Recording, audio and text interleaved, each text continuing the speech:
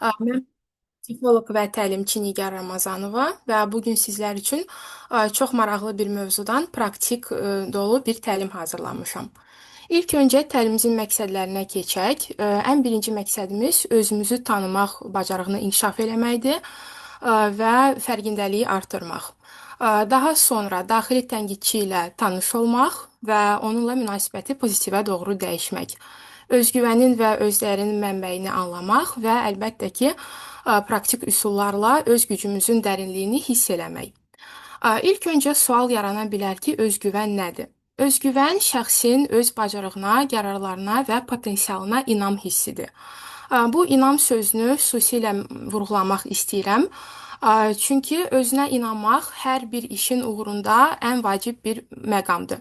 Özgüvən aşağı olduqda insan bir işə başlamaqda tərəddüd eləyir və öz uğurlarından görməzlikdən keçir. Yəni hər daim düşünür ki, mən kifayət qədər yaxşı deyiləm, mən bacarmayacağam və s. Özgüvən aşırı olanda isə bu da insana zərər verə bilər. Necə? Çünki özgüvən aşırı olanda insan öz potensialını, öz bacarıqlarını real olaraq qiymətləndirmir. Yəni özünü olduğundan daha yüksəkdə görür və bir çox işlərdə bu uğursuzluqlara gətirə bilər. Özgüvən normada olanda isə hansı göstəriciləri olur? Əgər bir insanın özgüvəni normadadırsa, o yeniliklərə açıqdır. Sərhədlərini tanıyır. Yəni yox demə bacarığı var və bir işə başlayanda həmişə öz uğuruna inanır. Həmçinin özgüvən normada olanda bu bizim sosiallaşmamıza da yaxşı təsir eləyir. Yəni mən yeni bir ortama gəlmişəmsə, özgüvənim normadadırsa, mən çox rahat şəkildə özümü ifadə eləyirəm, tanıdıram, yeni əlaqələr yaradıram və digər insanlarla çox rahat şəkildə kontakt qururam. Həmçinin özgüvəni normada olan insanlar öz dəyərini də bilir və özlərini digərləri ilə müqayisə eləmir. Müqayisə edəndə də ancaq düşünürlər ki, mən daha da yaxşılaşa necə bilərəm. Yəni onlarda özgüvənli insanlarda tənqid olmamasını deyə bilmərik. Tənqid var, lakin bu adekvat bir tənqiddir. Bir səhv eləyəndə daima özünü neqativ tərəfdən tənqidə keçmir. Sadəcə o vəziyyəti analiz eləyir və düşünür ki, növbəti dəfə mən daha yaxşı nəticəyə necə gələ bilərəm. Özgüvənin formalaşması ümumiyyətlə çox mürəkkəb bir prosesdir. Düşünün ki, pilləkən kimi gedir və özgüvənin formalaşması erkən uşaqlıq dövründə başlayır. İlk öncə onu vurğulamaq istəyirəm ki, 7 yaşına kimi uşaqlarda kritik və analitik düşüncə tam olaraq formalaşmayıb. Bu nə deməkdir? Yəni biz 7 yaşına kimi uşağa hər hansı bir sözü deyəndə o uşaq eşidilən sözləri reallıq kimi qəbul eləyir. Yəni biz uşaqlara qarşı tənqidi yanaşsaq, bu uşaqların özgüvəninə bir zərbə vurur, özünə inamını azaldır. Və hətta bəzi valideynlər düşünür ki, mən uşaqla sadəcə zarafat eləyirəm. Ya da uşağı çox tərifləmək olmaz, yoxsa uşaq quduracaq, ya da uşaq gələcəkdə heç bir uğura nail ola bilməyəcək. Bu çox səhv bir yanaşmadır, çünki uşaq eşitdiyi hər bir tənqidi cümlə və yaxud da uşaq hər hansı bir uğura nail olub və valideynləri, digər yaxın insanları onu qiymətsizləşdirir ya da görməzlikdən gəlirsə, özgüvəninə mənfi təsir eləyir. Və əgər uşaq daha çox dəstəkçi mühitdə böyüyürsə, onda bir mən hər şeyi bacarıram hissi yaranır. Bu da özgüvənə müsbət təsir eləyir. Amma əksinə, tənqid və neqativ müqayisə görürsə, onda mən bacarmıram, kifayət qədər yaxşı deyiləm kimi düşüncələri formalaşır. Uşaqlıq dövründə özgüvənin formalaşmasında ən böyük rol oynayan valideynlərdir və daha sonra müəllimlər və məktəb ola bilər. Daha sonra isə keçirik yeniyetməlik dövrünə. Yeniyetməlik dövrü nə ilə tanınır? Yeniyetməlik krizisi ilə. Və yeniyetməlik krizisi kritik dönəmlərdən ən mürəkkəbidir. Amma yeniyetməlik krizisi digər yaş krizisləri kimi tamamilə normaldır. Yəni hər bir krizis bizi yeniliklərə gətirir. Yeniyetməlik krizisi də onun əsas məqsədi nədir? İnsan bir fərd olaraq formalaşır. Amma yeniyetməlik elə bir dövrdür ki, bu bir keçiddir. Yəni mən artıq nə uşaq deyiləm, nə də hələ tam formalaşmış yetişkin deyiləm. Yeniyetməlik dövründə valideyn avtoriteti düşür. Yəni uşaqlıq dövründə valideynin təsdiqi çox önəmli idisə, yeniyetməlikdə valideynlər yox, daha çox uşağın ətrafı, dostları, onlar daha çox avtoritet olur və sosial müqayisələrdə artır. Dost və müəllimlərdən alınan rəy çox mühüm rol oynayır.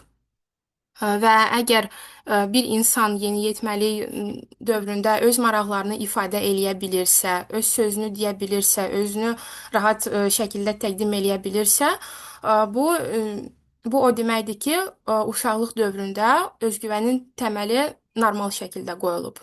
Lakin yeniyetməlik dövründə uşaq özünü, yeniyetmə özünü ifadə edə bilmirsə, öz sözünü deyə bilmirsə, bu o deməkdir ki, özgüvən doğru formalaşmayıb.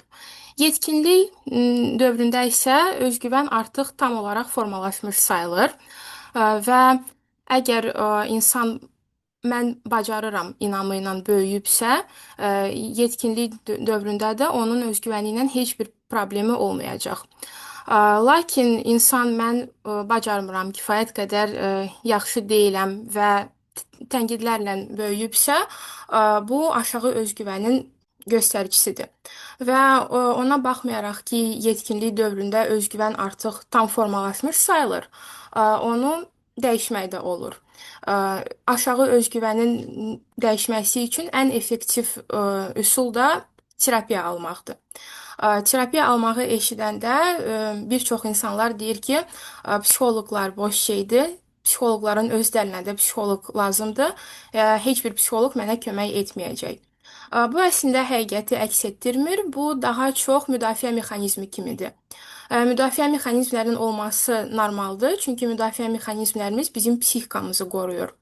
Lakin mən dəyişmək istəmirəmsə, aşağı özgüvəndən əziyyət çəkirəmsə və eyni zamanda onu da düşünürəmsə, mənə heç kim kömək eləyə bilməyəcək, psixoloqlar boş şeydir, mənim özgüvənim həmişə olduğu kimi aşağı qalacaq. Burada artıq vəziyyəti dəyişmək çətindir.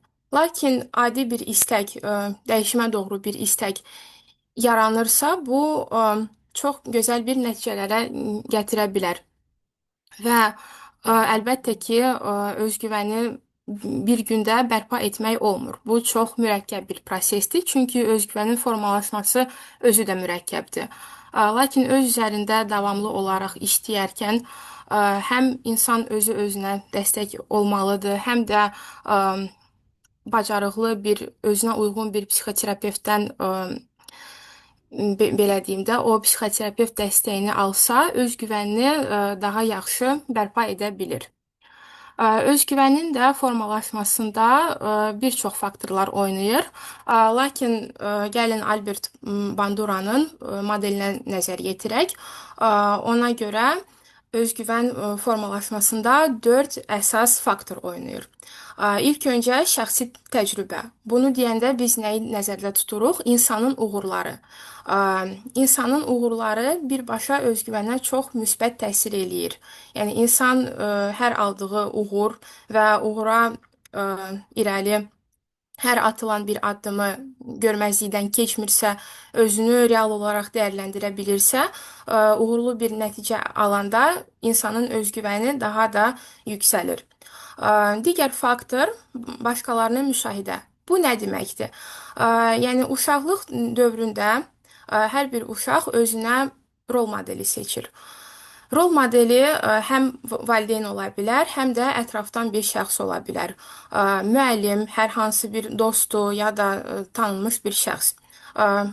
Rol modeli düzgün seçilibsə, uşaq seçdiyi insana baxıb, onun uğurlarına, nailiyyətlərinə baxıb, elə bir düşüncə ilə böyüyəcək ki, o bacardısa, mən də bacaracağam. Gələcəkdə mən də onun kimi uğurlu olmaq istəyirəm. Lakin rol modeli doğru seçilməyibsə, ya da rol modeli ümumiyyətlə seçilməyibsə, insan başlayacaq özü özünü formalaşdırmağa. Bir tərəfdən bu çox yaxşıdır. Əgər insan özünü doğru şəkildə formalaşdıra bilirsə, bu çox mükəmməldir. Lakin onu da yaddan çıxarmamalıyıq ki, bir çox insan sosial dəstəkdən də, təsdiqdən də çox asılıdır. Yəni sosial dəstək çox mühüm bir rol oynayır və insanın rol modeli yoxdursa, o özgüvənə mənfi də təsir eləyə bilər. Çünki insan onda daha çox öz uğursuzlarına qapala bilər. Üçüncü faktor da sosial dəstəkdir. Bu nə deməkdir? Mən hər hansı bir işi başlamaq istəyirəmsə, mən uğurlu olmaq istəyirəmsə, mənim ətrafımda dəstəkçi bir insanlar və ümumiyyətlə dəstəkçi bir mühit olsa, bu özgüvənə birbaşa çox yaxşı təsir eləyir. Lakin insanın sosial əlaqələri zəifdirsə, onun ətrafında dəstəkləyən insanları yoxdursa, bu özgüvənə mənfi təsir eləyir. Və sonuncu faktor da emosional vəziyyət. Bunu deyəndə biz nəyi nəzərdə tuturuq? Ən çoxu təşviş və özünü tanıma. Yəni, əgər insanı təşviş idarə eləyirsə, onun hər bir addımında təşviş onun dostu olursa, bu özgüvənə çox mənfi təsir eləyə bilər. Lakin insan təşvişdən əlavə digər emosiyalarını tanıyırsa, özünün fərqindədirsə, hansı hiss və duyğularını keçirdiyinin fərqindədirsə, bu özgüvənə daha da yaxşı təsir eləyir. Davam eləyək. İkinci isə özdəyər. Özdəyər anlayışı nədir? Karl Rogersə görə özdəyər insan varlığının, şəxsiyyətinin dəyərini dərk etməsi və qəbul etməsidir. Burada qəbul etməsi sözünü xüsusi vurğulamaq istəyirəm. Qəbul etməsi deyəndə insanın özünün həm müsbət, həm mənfi tərəflərinin görüb fərqində olmaq və qəbul eləməkdir.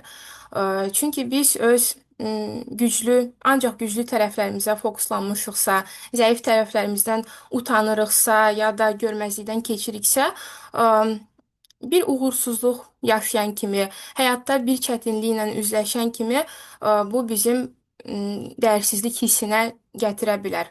Yəni insan dəyəri nədən asılıdır? Sadəcə varlığından və öz dəyərin əlamətləri nədir? Öz dəyəri yüksək olan insanlar özlərini digərləri ilə müqayisə etmir. Səhvlərini də uğurları kimi eyni qəbul edir. Yəni insan o düşüncədədir ki, mənim səhvlərim normaldır, mən də səhv eləyə bilərəm və hər bir səhv daha da yaxşı bir nəticələrə gətirə bilər. Yəni hər bir səhv bu sadəcə dərsdir. Digər faktorlar isə əgər insanın öz dəyəri yerindədirsə, o özünə hörmət edir və onun daxilində sanki bir sabitlik hissi var. Özdəyər, özdəyərin əsas sloqanı mən dəyərliyəm çünki varam. Burada bir şərtsiz sevgi də böyük faktor oynayır. Özdəyər də uşaqlıq dövründən formalaşmağa başlayır. İlk öncə şərtsiz sevgi. Şərtsiz sevgi nə deməkdir? Yəni uşağı və yetişkin bir insanı sadəcə var olduğuna görə sevmək və bu sevgi hissini göstərmək. Şərtli sevgi isə sən ancaq hər hansı bir uğura nail olsan, o zaman dəyərlisən. Şərtli sevgi bu deməkdir. Və əgər valideynlər uşağına qarşı şərtsiz sevgi göstərirsə, avtomatik olaraq uşaq da mən dəyərliyəm hissi ilə böyüyür. Amma əgər sevgi şərtlidirsə, yəni ancaq yaxşı nəticələr göstərsən mən səni sevərəm, məni utandırma və belə bir cümlələrlə uşaq böyüyürsə, bu onun dəyərini aşağı sala bilər. Öz dəyərin formalaşmasında digər mühüm faktor da var. Sosial rəyin təsiri. Bu nə deməkdir? Əgər bir insan davamlı tənqid və neqativ müqayisədə qalırsa, onda mən yetərsizəm hissi yaranır. Müqayisə həm pozitiv ola bilər, həm də neqativ. Ə, Amma ən yaxşısı odur ki, insan özünü özü ilə müqayisə eləsin. Yəni dünənki özü ilə. Məsələn, bu günə kimi mən nələri əldə etdim? Və əgər insanı uşaqlıqdan digərləri ilə neqativ şəkildə müqayisə ediblərsə və hər daim deyiblərsə, bax, digərləri səndən daha uğurludur, səndən daha ağıllıdır. Bu həm dəyərsizlik, həm də mən yetərsizəm düşüncəyə gətirir. Və sosial rəyin təsiri deyəndə ikinci faktor isə qəbul və hörmətdir. Bu nə deməkdir? Yəni hər bir insan digərləri tərəfindən qəbullanmağa ehtiyac duyur.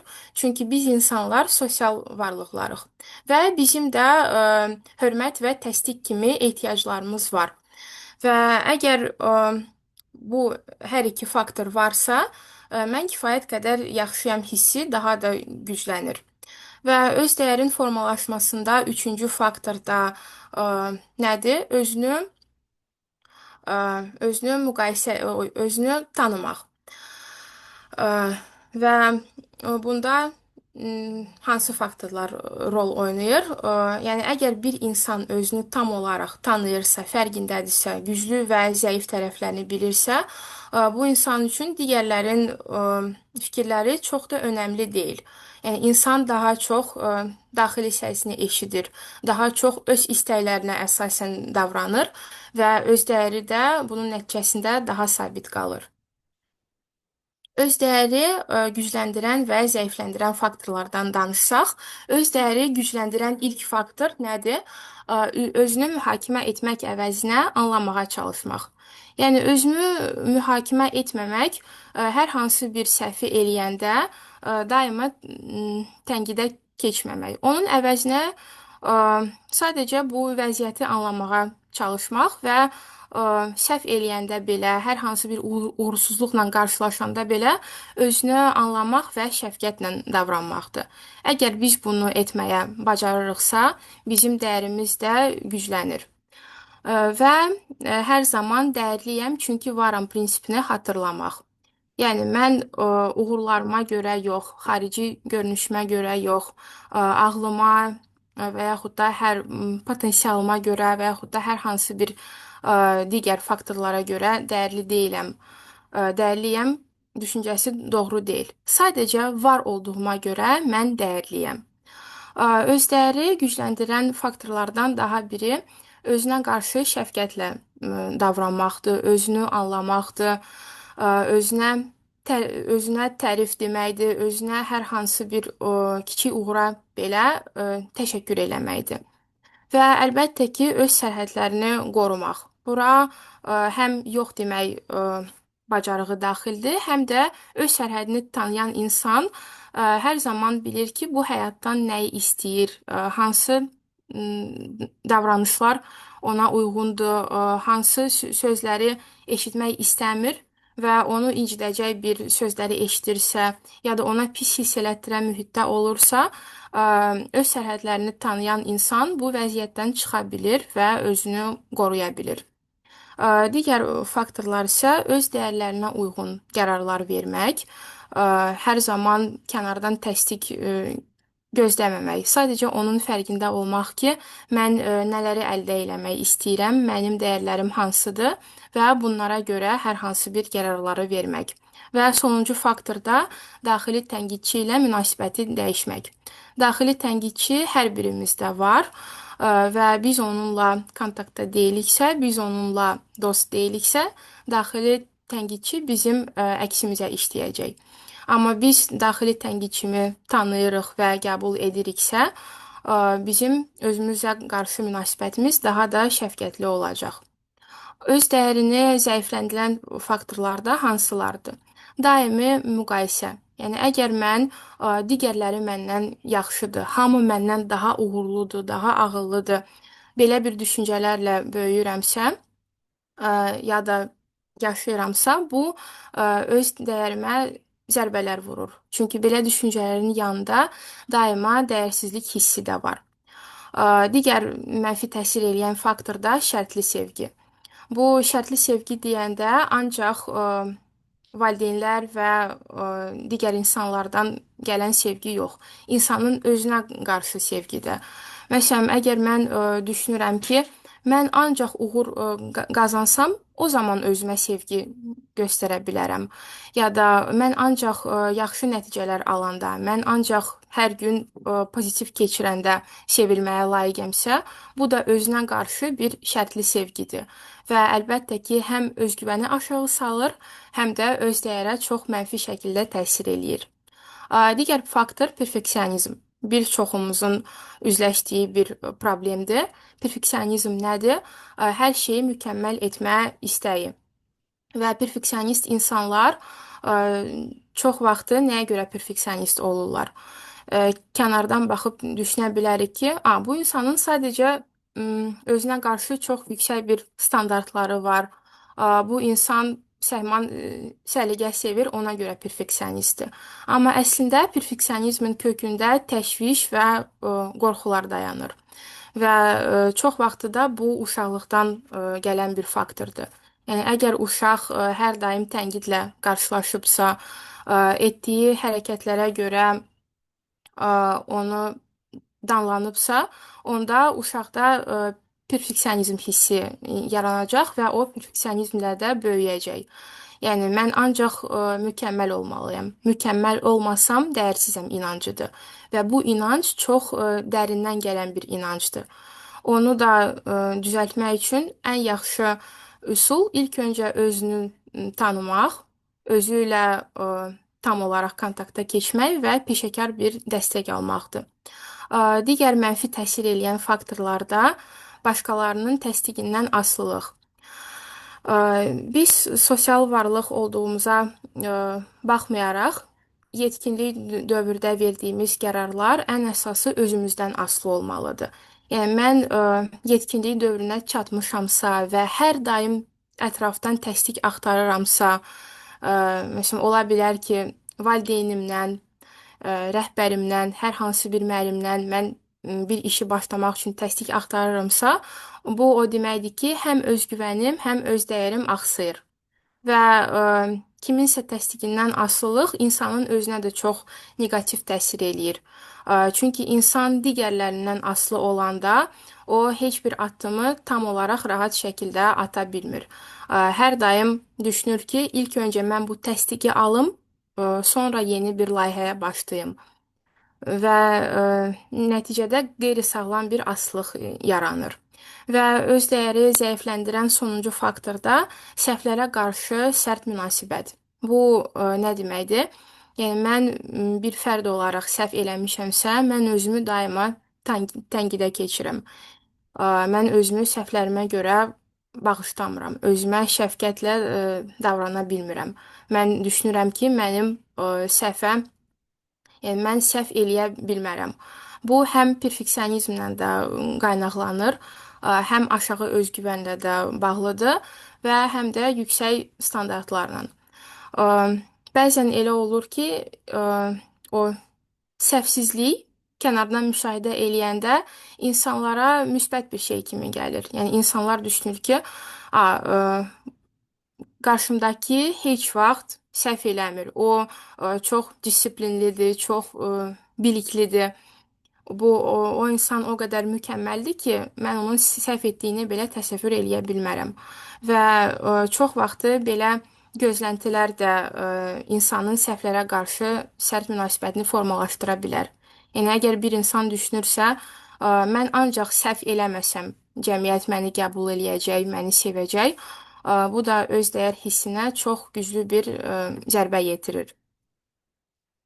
İndi isə bu slayda kimi əgər hər hansı bir sualınız yoxdursa, özgüvən və öz dəyər fərqinə keçmək istəyirəm. Suallarınız varsa buyurun. Tamam, o zaman davam eləyək. Özgüvən və öz dəyər fərqi nədir? Özgüvənin məzmunu bacarığa inam. Yəni özgüvəni formalaşdıran əsas bir faktor odur ki, mən bir fərd olaraq öz bacarıqlarıma inanıram. Özdəyər isə varlıqla bağlıdır. Yəni mən varlığıma görə dəyərliyəm. Özgüvənin mənbəsi təcrübələr və nəticələrdir. Xüsusən də uğurlu nəticələrimiz. Özdəyərin mənbəsi isə insanın özünü tam olaraq qəbul etməsidir. Digəri dəyişkənlik. Yəni özgüvən hər daim sabit qala bilmir. Özgüvən daha çox dəyişilən faktordur. Məsələn, biz uğurları əldə edəndə bizim özgüvənimiz qalxa bilər. Və biz uğursuzluqla qarşılaşsaq, bu da özgüvənimizə təsir eləyə bilər. Lakin özdəyər özgüvənlə müqayisədə daha sabit bir faktordur. Əgər insan öz dəyərini tam olaraq dərk eləyibsə, bunun tam olaraq fərqindədirsə, heç bir ətraf faktor, yəni heç bir uğursuzluq onun öz dəyər hissini azalda bilməz. Və özgüvən və özdəyərin fokusu nədədir? Yəni özgüvən daha çox bizim bacarıqlarımızda fokuslanır və mən bacararam hissi, düşüncəsi öndə gedir. Öz dəyərin fokusu isə dəyərlilik hissidir. Yəni mən var olduğuma görə dəyərliyəm. Özgüvən və özdəyər hər ikisi özünü tanıma ilə bağlıdır. Özünü tanıma nədir?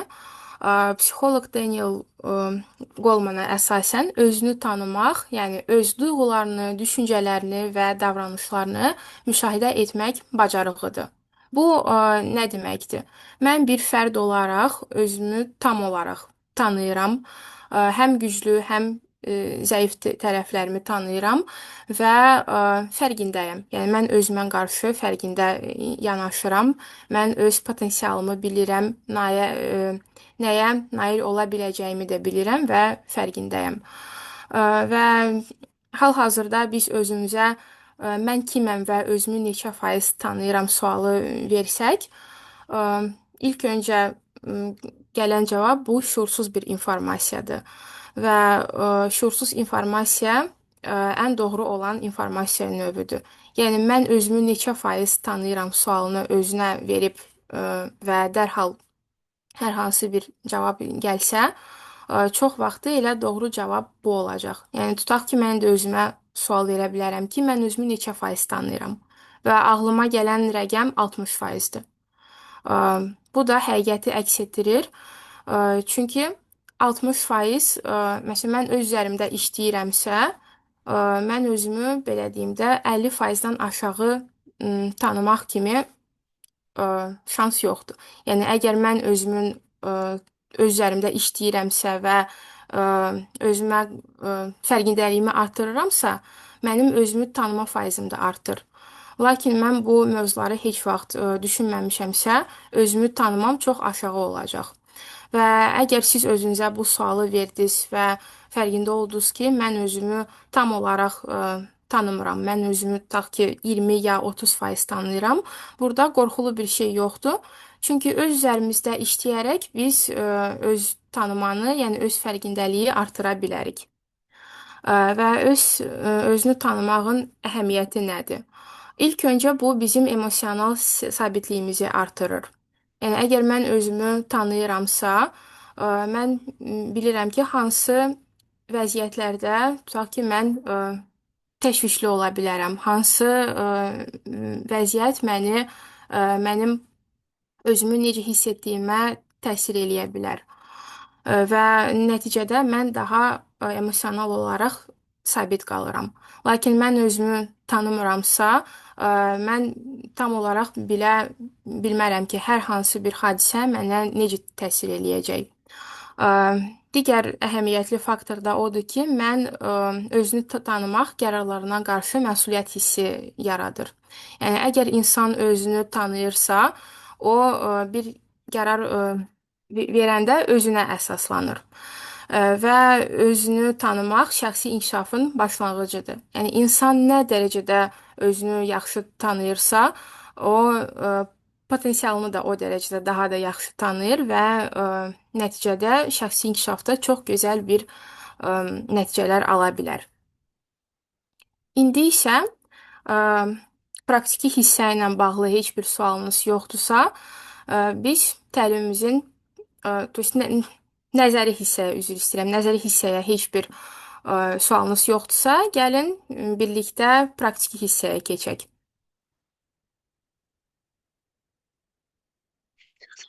Salam Nigar xanım, hər vaxtınız xeyir Tamam. olsun. Öncəliklə çox sağ olun təlim üçün, maarifləndiricidir. Hı? Ə, Buyurun. Bir sualım olacaqdı ki, çünki Aha. bir neçə mənbədə baxıram, yaş həddində dəyişikliklər olur. Biz bayaqdan elə bir üç dövrə bölünmüşük də, Hı hı. təxmini olaraq da yeni yeni. Bilmək istəyərdim ki, bunları yaş dövrü kimi deyə bilərsinizmi? Dəqiq ki, məsələn, yetkinlik dövrü, uşaqlıq dövrü və yeniyetməlik dövrü. Hansı yaş dövrlərini əhatə edir bunlar mümkünsə? Hı hı. Öncədən Bəli, əlbəttə.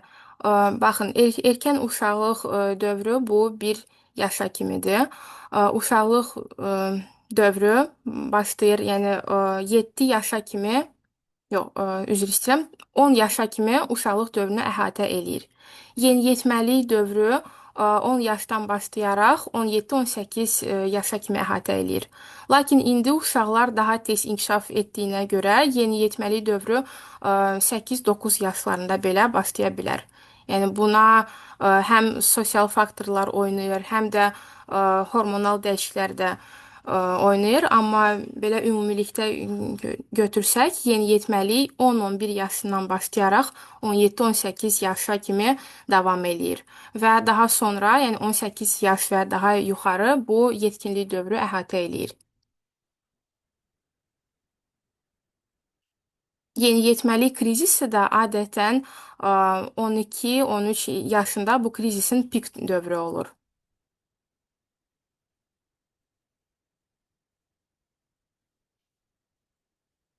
Digər suallarınız varmı?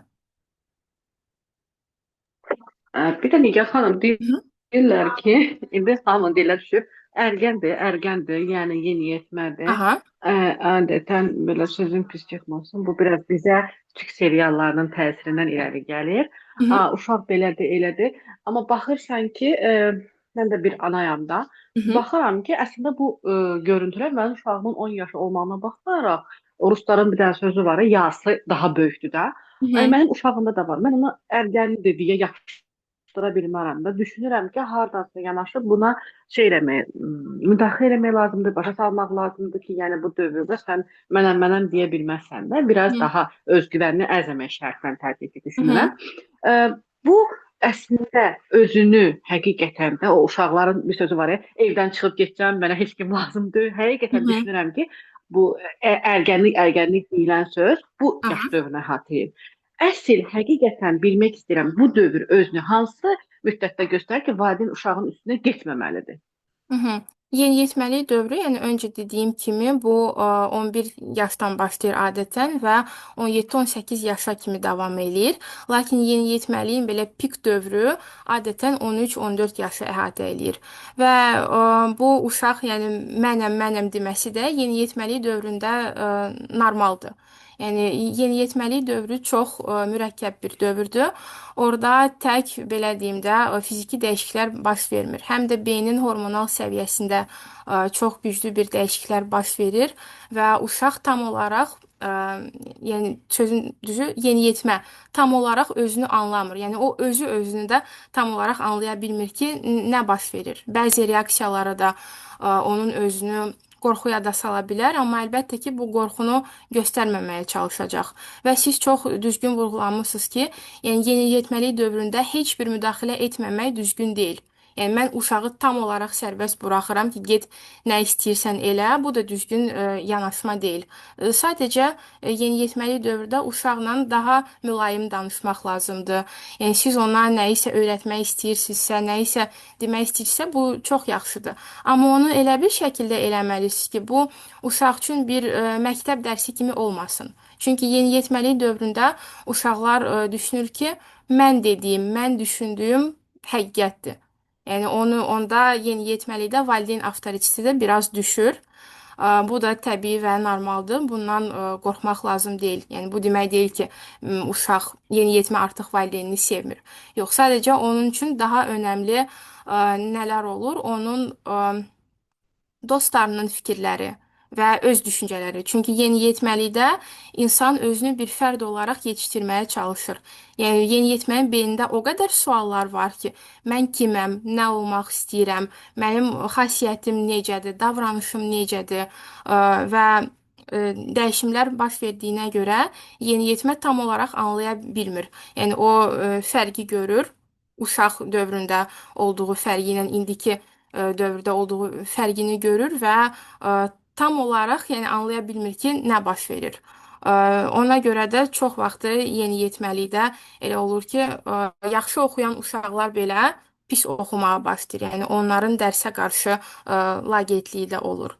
Və ona görə yəni hər bir müdaxiləni yeniyetmə daha həssas qəbul eləyir. Yəni o müdaxiləni düşünə bilər ki, bu mənim xeyrimə deyil, məni sevmədiyi üçün belə deyir. Ona görə uşaqla əlbəttə ki, maarifləndirmək lazımdır, izah eləmək lazımdır. Amma elə bir şəkildə olmalıdır ki, nə yeniyetməni incitməsin, nə də belə deyim də boş söz kimi olmasın.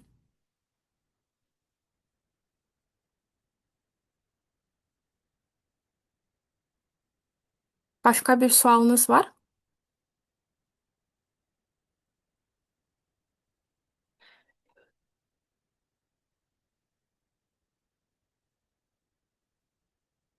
Tamam, sualınız yoxdursa davam eləyə bilərik. Suallarınız yaranarsa təlimin sonunda da deyə bilərik. Gəlin sizinlə təlimimizin praktik hissəsinə keçək. Baxın, ilk öncə mən sizə təqdim etdiyim texnika sizə çox sadə görsənə bilər. Yəni ekranda görürsüz. Mən kiməm texnikasıdır. Amma əslində bu texnika sizi belə deyim də, o sizi özünüzü yenidən kəşf etməyə çox gözəl kömək eləyə bilər. 10 dəfə özünüzə mən kiməm sualını verib cavabını yaza bilərsiniz. Yəni bunu həm indi də eləyə bilərsiniz, həm təlimdən sonra sizə uyğun bir vaxtda. Sadəcə 10 dəfə yəni bu sualı özünüzə təkrarlayın. Mən kiməm? Və ilk öncə bizə ağlımıza hansı cavablar gəlir? İlk öncə bizim rollarımızdır. Rollar deyəndə mən nəyi nəzərdə tuturam? Biz sosial varlıq olduğumuz üçün bizim rollarımız var, müxtəlif rollarımız. Məsələn, mən bir fərd olaraq mən kiməm sualına müxtəlif rollardan cavab verə bilərəm. Məsələn, mən övladam, ailəliyəmsə həyat yoldaşıyam, anayam, atayam, dostam. Mən peşəmi nəzərdə tutsam, psixoloqam, tibb işçisiyəm, mən müəlliməm və s. Yəni bizim rollarımızdır. Və mən kiməm sualına cavab verəndə ilk öncə əlbəttə ki, çox vaxtı bizim rollarımız ağlımıza gəlir. Məsələn, bir kompaniyanın direktorudursa, mən kiməm sualına dərhal mən filan kompaniyanın direktoruyam cavabı gələ bilər. Və bu normaldır. Çünki bizim bu cəmiyyətdə müxtəlif rollarımız var. Amma rollardan əlavə də mən bir fərd kimi varam. Yəni mən kiməm sualını təkrar-təkrar verib və bu rollar bitəndən sonra bizə artıq dərin özünü dərk səviyyəsində olan cavablar gələcək.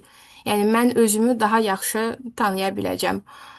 Bu texnika çox asan olsa da mən sizə tövsiyə edirəm ki, ya ekranı skrin eləyərsiniz, ya da sadəcə bu sualı 10 dəfə təkrar qeyd eləyərsiniz və İstəsəz indi, istəsəz də təlimdən sonra özünüzə bu sualları verib öz rollarınızı öyrənə bilərsiniz və nəticədə real olaraq kim olduğunu, yəni mən özümü necə qəbul edirəm, bunu da öyrənə bilərsiniz.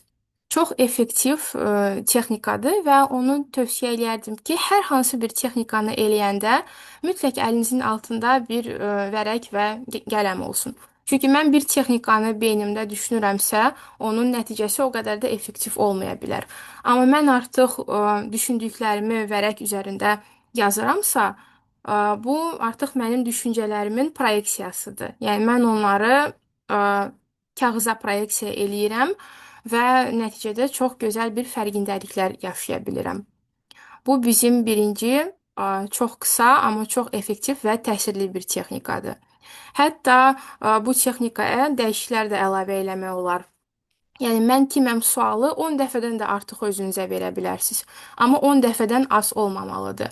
Çünki ilk verdiyimiz cavablar çox vaxtı bizim sosial rollarımız gələcək.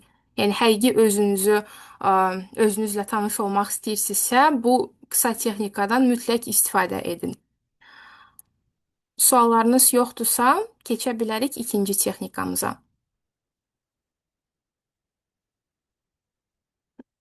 Tamam. Bizim ikinci texnikamız daxili dialoq adlanır. Tənqidçi və dəstəkçi.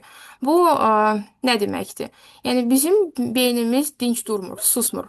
Hər daim bizim beynimizdə çox belə deyim də daxili dialoqlar gedir. Və bizim daxili bir səsimiz var. Həm tənqidçi, həm də dəstəkçi səsi var. Amma çox vaxtı biz dəstəkçi səsini heç eşitmirik, ya eşitməzlikdən gəlirik, ya da özümüzü o dərəcədə tənqid eləməyə öyrəşmişik ki, biz dəstəkçi səsini eşidə bilmirik. Və tənqidçi səsi çox vaxtı bizim real səsimiz deyil. Yəni bu uşaqlıqdan eşitdiyimiz sözlərdən formalaşır. Və bu tək valideynlərdən eşitdiyimiz sözlər deyil.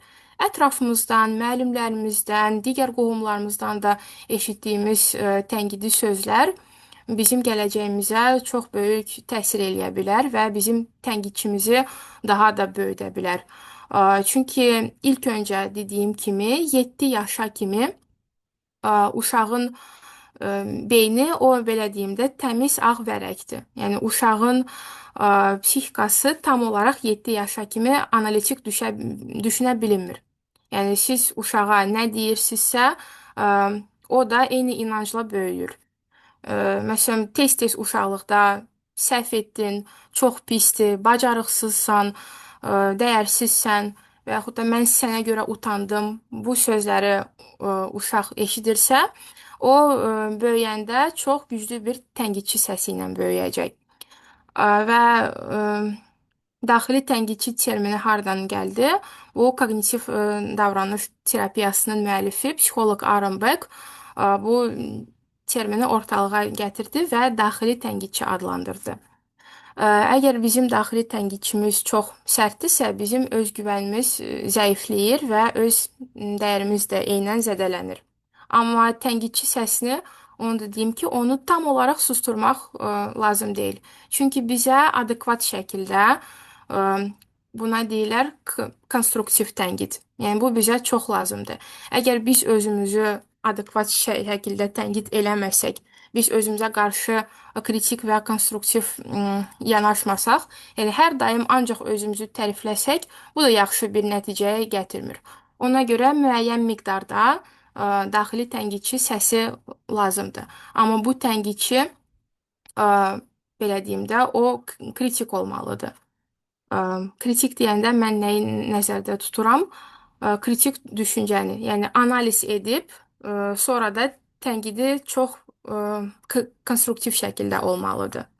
Məsələn, mən bir səhvi eləyirəmsə, sadəcə düşünməliyəm ki, nəyə görə baş verdi? Mənim burada zəif tərəfim hansılar idi və bir də nəticədə bu səhvi təkrarlamayacağam. Amma mən özümü daima tənqid eləyirəmsə və səhv eləyən kimi bacarıqsızsan, dəyərsizsən, belə bir düşüncələr gəlirsə, bu heç də yaxşı nəticələnməyəcək. Yəni nə özgüvənə, nə də öz dəyərə müsbət təsir eləmir. Bu texnikada 3 sadə addımdan ibarətdir. Yenə də onu tövsiyə edirəm ki, bu texnikanı eləyəndə siz onu yazılı şəkildə edin və çox yaxşı olar ki, bu texnikanı eləyəndə sakit bir ortamda olsun. Yəni sizi belə deyim də ətraf faktorlar sizə çox təsir eləməsin. Texnikanın birinci addımı son zamanlar özünüzə qarşı ən çox dediyiniz mənfi cümləni yazmaqdır. İkinci addımı da bu cümləni yazandan sonra özünüzə bir sual verin. Bu səs kimə aiddir? Ola bilsin ki, yəni ilk öncə düşünürük ki, bu mənim öz səsimdir. Əgər bu cümlə mənim beynimdə fırlanırsa, demək mən özüm özümə bunu deyirəm. Amma biz biraz dərindən düşünsək, baxacağıq ki, bu səs heç də özümüzə aid deyil. Yəni bu bizim keçmişdə eşitdiyimiz mənfi cümlələrə əsasən formalaşan bir səsdir. Və bu səs kimə aiddir? Bunu müəyyən etdikdən sonra növbəti sualı özümüzə veririk ki, bu səni qorumağa çalışır, yoxsa əzmək istəyir? Çünki konstruktiv bir tənqid olanda bu bizim qorumamız üçündür.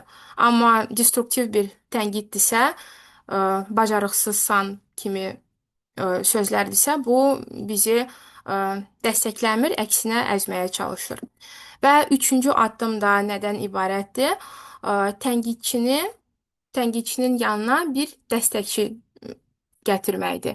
Yəni mən mənfi cümləni götürüb təkrar olaraq oxuyuram və düşünürəm ki, tamam, bu tənqiddir. Bəs mən bunu dəstəklə necə əvəz eləyə bilərəm? Və nəticədə daha dəstəkçi bir cümlə gətirirəm. Bu da çox müsbət təsir eləyir. Hətta onu deyə bilərəm ki, koqnitiv davranış terapiyasında düşüncə mühakiməsi adlanan bir texnika var. Yəni mən sizə verdiyim texnikaya çox oxşayır. Orada da əsas nədir? İlk öncə biz mənfi düşüncəmizi yazırıq, sonra da bu düşüncənin mühakiməsinə keçirik. İlk öncə bu mənfi cümləni təsdiqləyən cümlələri və düşüncələri yazırıq, daha sonra isə əks etdirən. Nəyə görə belə olmalıdır?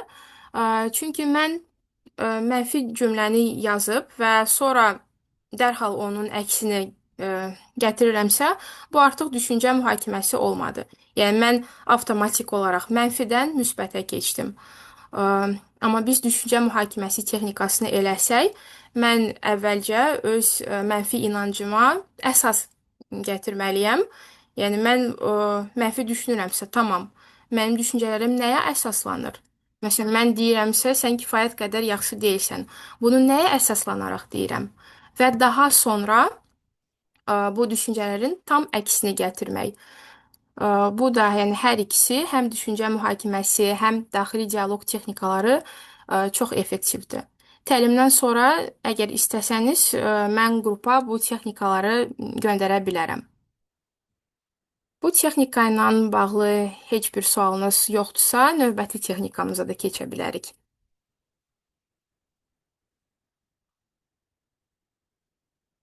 Tamam.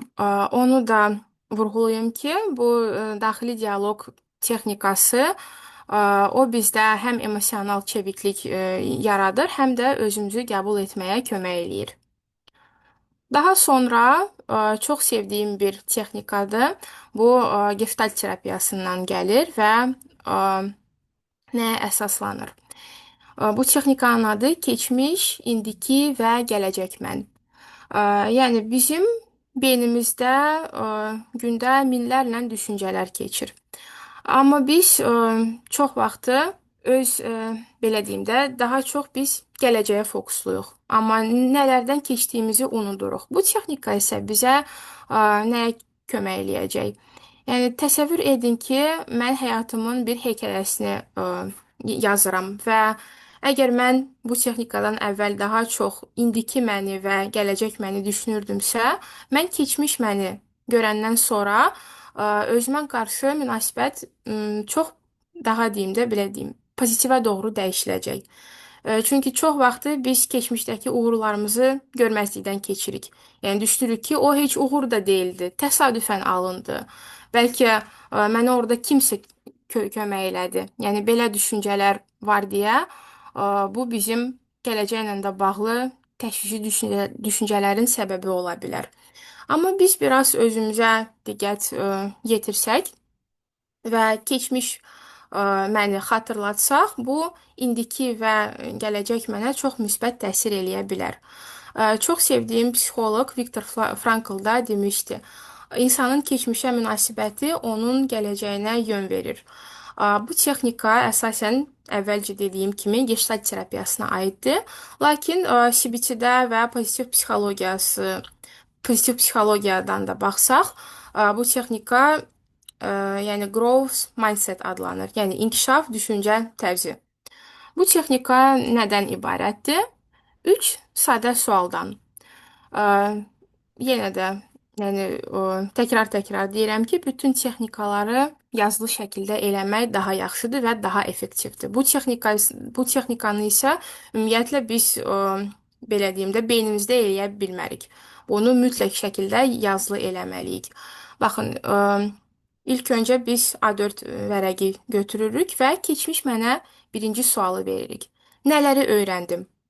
Yəni bu sualda nə tənqid var, nə başqa bir mənfi mənalar var. Sadəcə nələri öyrəndim. Çünki çox vaxtı biz özümüzü keçmişdə etdiyimiz səhvlərə görə, ə, yəni biz özümüzə qarşı başlayırıq tənqidlə yanaşmağa. Biz keçmiş yaşantılarımıza ancaq səhv kimi baxırıq. Amma fərqli pəncərədən baxsaq və özümüzə bir sual versək ki, mən nələri öyrəndim? Bu həm uğurlarımızı görməyə də kömək eləyəcək, həm nələrdən keçdiyimizi də görməyə çox müsbət şəkildə kömək eləyəcək. Və keçmiş mənə nələri öyrəndim suala yazıb bitirəndən sonra keçəcəyik indiki mənə. İndiki mənə isə hansı sualı veririk? Hazırda nəyə görə özümə təşəkkür eləyə bilərəm? Bəli, məhz özünə təşəkkür. Əlbəttə ki, ətrafımızda olan insanlara, bizə dəstək göstərən insanlara da təşəkkür etmək çox vacibdir. Lakin bu texnika daha çox insanı özündə fokuslayır. Çünki çox vaxtı biz özümüzə kiçik uğurlara görə belə təşəkkür eləməyi unuduruq.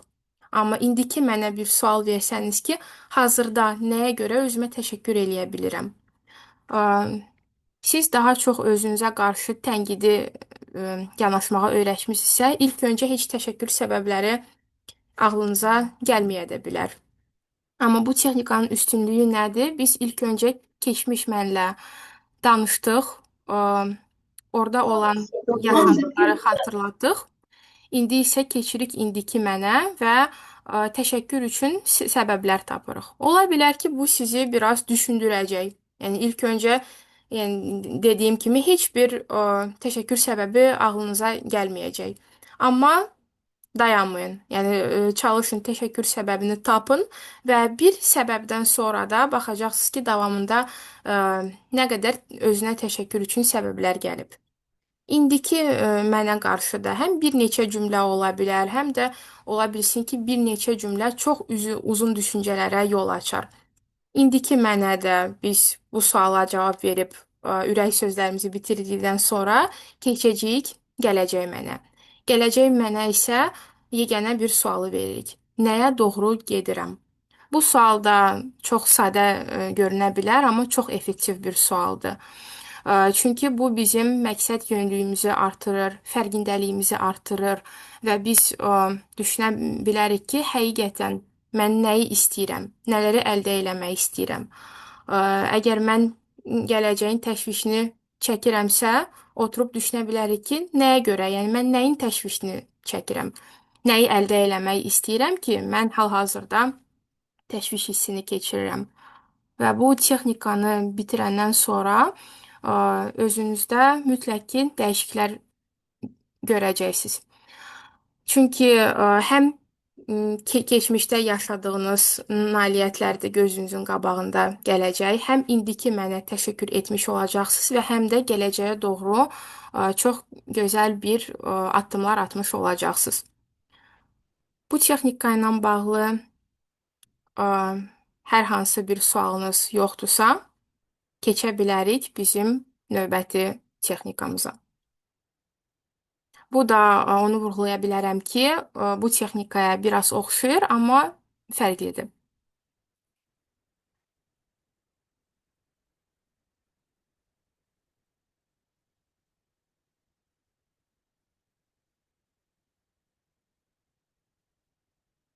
Aha, burada bir sual gəldi.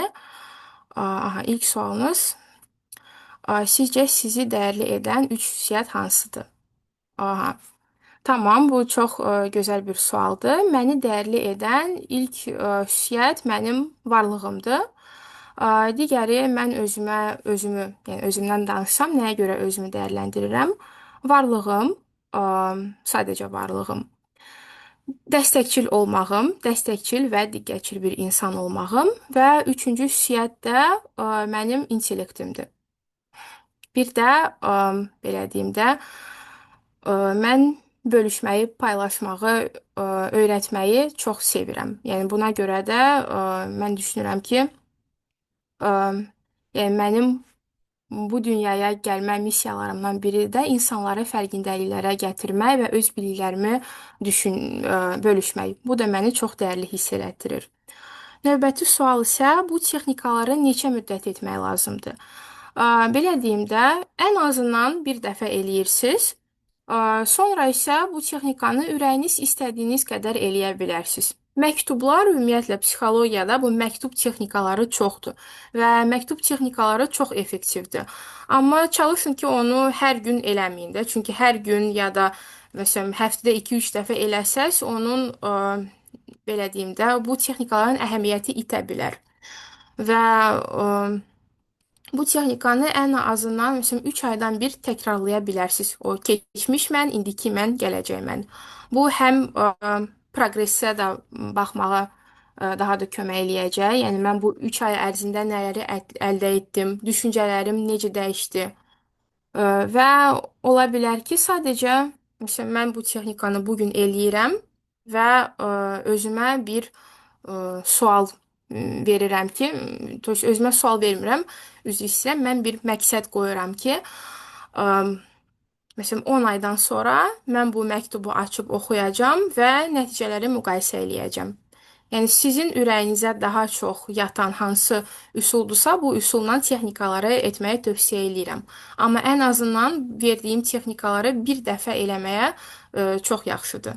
Və keçmiş, gələcək, indiki mən texnikasında həm 3 aydan bir eləyə bilərsiniz, həm də bir müddət qoya bilərsiniz ki, məsələn, mən bunu noyabrın 2-si elədim və bir də məsələn mayın 5-i qayıdıb bu texnikanı nəzərdən keçirəcəm ki, hansı dəyişikliklər var.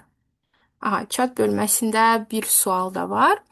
Ən çox nəyə görə özünüzlə fəxr edirsiniz?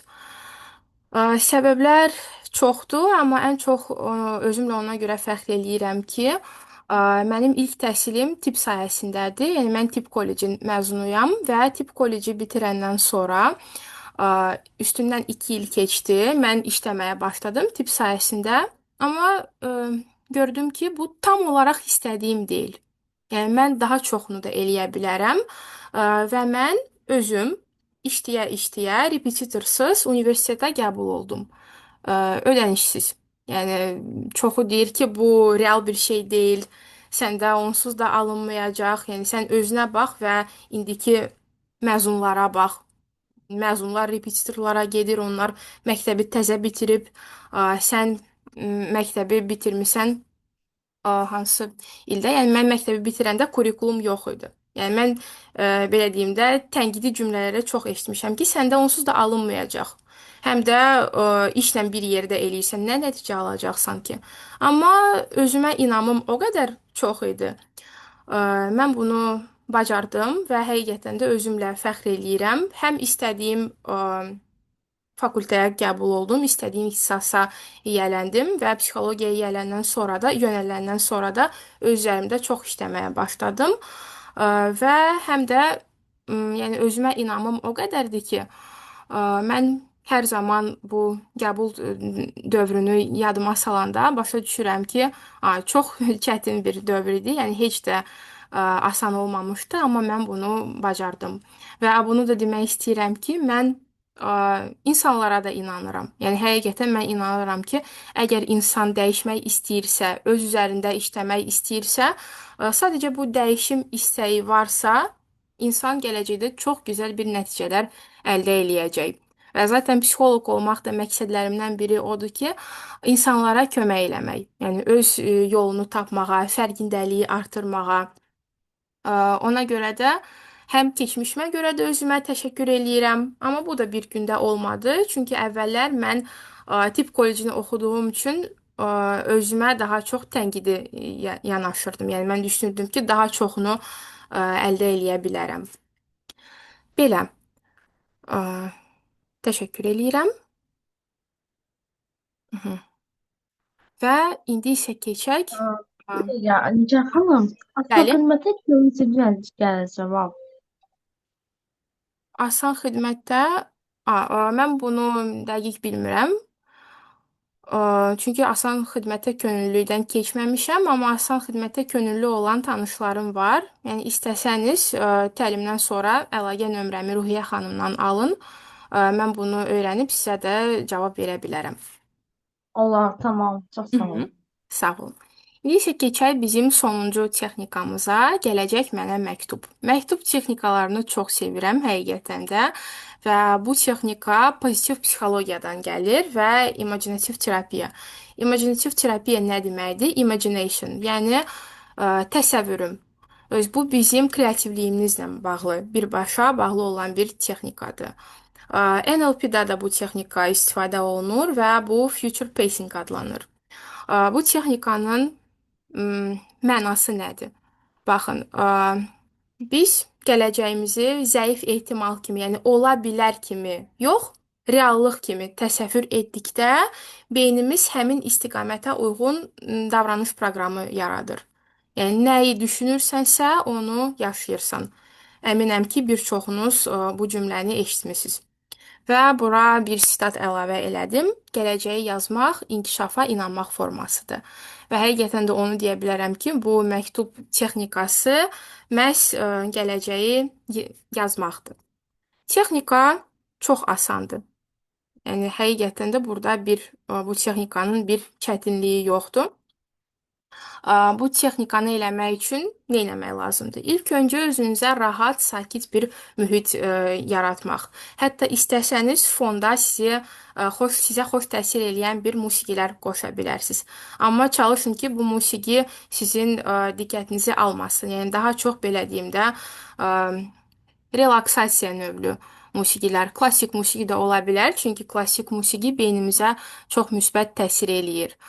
Yəni rahat bir mühit, istədiyiniz kimi rahat bir mühit yaradırıq və təsəvvür eləyirik ki, bir il sonra bugünkü mən, bugünkü özünüzə bir məktub yazırsınız. Yəni özünüzü bir il sonra təsəvvür eləyirsiniz. Və onu da təsəvvür eləyirsiniz ki, artıq istəklərinizə çatmısınız. Yəni bütün məqsədlərinizə çatmısınız. Və bunu təsəvvür etdikdən sonra da özünüzə bir sual verin. İndiki özünüzə, indiki özümə nə deyə bilərəm? Və bu sualın cavabı çox uzun ola bilər. Yəni bu sualın cavabı 2-3 cümlə ilə də bitə bilər. Burada artıq sizin özünüzdən asılıdır. Yəni sizin belə deyim də fantaziyanızdan asılıdır. Sizin özünüzlə nə dərəcədə kontaktda olduğunuzdan asılıdır. Amma onu da deyə bilərəm ki, bu texnikanı eləməyə başlamısınızsa, ardı mütləq gələcək. Və bunun üçün nə lazımdır? Xoş əhval-ruhda olmaq. Yəni əgər mən bunu resurslarım aşağı olan bir gündə eləyirəmsə, ya da bir uğursuzluqdan sonra mən bu texnikanı eləyirəmsə, yaxşı bir nəticə əlbəttə ki, olmayacaq. Ona görə özünüzü yaxşı hiss elədiyiniz bir günü seçirik. Çox rahat, gözəl bir mühit yaradırıq və özümüzə bir məktub yazmağa başlayırıq. Gələcəkdən məktub. Yəni təsəvvür eləyirik ki, bir ildən sonrakı mən bugünkü özümə bir məktub yazır. Və burada məktubda nələr ola bilər? Bunun da belə deyim də sizlər üçün yazmışam. Çünki elə insan var ki, o deyir mənə bunu təsəvvür eləməyə çətindir. Mütləq hansısa ipucular lazımdır. Bu ipuculara da sizlərlə bölüşürəm. Mən səninlə qürurlanıram çünki bura yəni özünüzə nəyə görə təşəkkür eləyirsiniz, hansı nələrdən keçmisiniz, nəyə görə qürur hissi keçirirsiniz, bunları əlavə eləyə bilərsiniz. Bax, nə qədər böyümüsən. Bu cümlədə çox müsbət təsir eləyən cümlələrdən biridir. Sən düşündüyündən də güclüsən. Bu cümlədə həm bizim özgüvənimizi artırır, həm bizim özümüzə qarşı olan inamımızı da artırır və çox müsbət təsir eləyir. Yəni bu cümlə tənqidi bir cümlə deyil. Sadəcə özümüzə daha çox resurs vermək üçün bir cümlədir. Və indi səni nəyə gözləyir, nəyə doğru gedirsən? Yəni sadəcə təsəvvür edin, özünüzə icazə verin. Çünki biz özümüzü necə proqramlaşdırırıqsa, biz nəyə inanırıqsa, həqiqətən də onu yaşayırıq. Yəni əgər mən uğursuzluğa inanıramsa, mən düşünürəm ki, heç nə alınmayacaq, hamı məndən daha yaxşıdır, mənim hər hansı bir hər hansı bir fəaliyyətə başlamaq, yəni heç bir xeyri yoxdur. Çünki o qədər uğurlu insanlar var. Yəni biz özümüzü uğursuzluğa kodlayırıqsa, uğursuzluğu da təəssüf ki, yaşayacağıq. Amma biz özümüzə pozitiv düşünməyə icazə veririksə, biz ə, bunu həqiqətən də, yəni özümüzə inanaraq eləyiriksə, çox gözəl bir nəticələr alacağıq. Bu məktub qısa da ola bilər, çox uzun da ola bilər. Yəni o artıq sizdən asılıdır və tövsiyə eləyərdim ki, siz məktub texnikasını eləsəz, bu məktubu mütləq hər hansı bir konvertdə qoyun ya da hansısa kitabın arasına qoyun və hətta belə bir il sonraya telefonda, kalendarda özünüzə bir bildiriş qoya bilərsiniz. Məsələn, mən bu texnikanı noyabrın 5-i eləyəcəmsə, 2025-ci ildə, 2026-cı ilin noyabrın 5-inə o özünüzə telefonda bir bildiriş qoymaq olar. Və bir ildən sonra bu məktubu açıb oxumaq və oxuyanda da onu görə bilərsiniz ki, həqiqətən də istəklərinizə nail olmusunuz. Ya da ən azından istəklərinizin yarısından çoxu həyata keçib. Nəyə görə? Çünki biz biri var, mən müəyyən şeyləri ancaq öz beynimdə saxlayıram da. Mən bunları belə deyim, sadəcə düşünürəm. Amma biri var, mən düşüncələrimi kağıza keçirdim. Yəni bu həqiqətən də çox effektiv bir üsuldur. Və bu texnikanı sizə çox tövsiyə eləyərəm. Bu həm çox pozitivə yönlü bir texnikadır. Yəni bu texnikanı eləyərkən siz hətta öz uğurlarınızı daha da yaxşı görə bilərsiniz, özünüzə qarşı daha da fərqində yanaşa bilərsiniz və ümumiyyətlə deyə bilərəm ki, bu texnika çox müsbət təsir eləyir. Yəni bunu eləməyi ürəkdən tövsiyə eləyirəm. Özünüzə gələcəyə bir məktub yazın və gələcəkdə bu məktubu açıb oxuyanda görəcəksiniz ki, həqiqətən də nələrdən keçdim, nələrə nail oldum. Belə, sizinlə bölüşmək istədiyim sonuncu texnikadır. Ümid edirəm ki, təlimim sizlər üçün çox faydalı oldu. Özləriniz üçün yeni bir şeylər öyrəndiniz. Aha, salam, zəhmət olmasa. Bəli, slaydı mütləq şəkildə qrupa göndərəcəm və sizlərlə bölüşmək istədiyim bir neçə kitab var. Yəni bu şəxsi inkişafa aid kitablardır. Onun da siyahısını düzəldib qrupda bölüşəcəm. Belə, bugünlük məndən bu qədər. Ümid eləyirəm ki, bu təlim sizlər üçün faydalı olub və siz bugün nələrinsə fərqində oldunuz. Hər hansı bir suallarınız varsa, buyurun. Təşəkkür edirəm Nigar xanım.